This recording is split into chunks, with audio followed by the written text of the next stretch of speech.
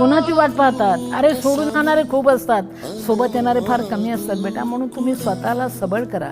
हे talk show सांगते की तुमच्यातली ऊर्जा जागा करा, तुम्ही दुसऱ्यांपर्यंत पोहोचा. तुम्ही नर्वस होऊ नका, कोसळून जाऊ नका. उद्याची पहाट तुमची आहे बेटा, उद्याची पहाट तुमची.